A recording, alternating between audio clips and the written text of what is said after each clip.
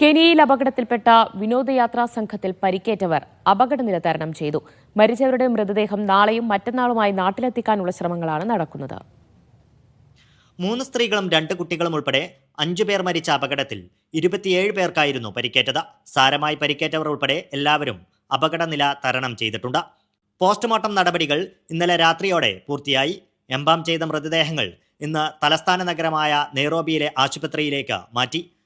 മൃതദേഹങ്ങൾ നാട്ടിലേക്ക് അയക്കാനുള്ള നടപടിക്രമങ്ങൾ പൂർത്തിയായിട്ടുണ്ട്.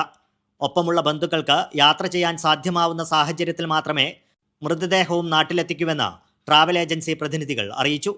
നാളെയും മറ്റന്നാളുമായി മൃതദേഹങ്ങൾ നാട്ടിലെത്തിക്കാൻ കഴിയുമെന്നാണ് പ്രതീക്ഷിക്കുന്നത്.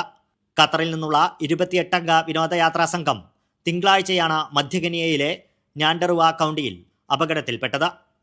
പാലക്കാട് സ്വദേശികളായ റിയ ആൻ, മകൾ ടൈറ, തൃശൂർ സ്വദേശി ജസ്ന, മകൾ റൂഹി മെഹ്റിൻ, തിരുവനന്തപുരം സ്വദേശി ഗീതാ ഷോജീവ് ഐസക് എന്നിവരാണ് മരിച്ചത്.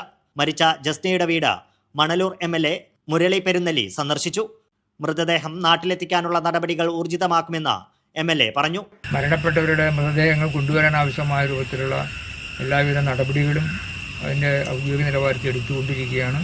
2 ദിവസം ചുരുങ്ങിയത് പിടിക്കുമെന്നാണ് മനസ്സിലാക്കാൻ കഴിയുന്നത്. മുഹമ്മദും വളരെ ഗുരുതരമായ പരിക്കില്ല എന്നാണ്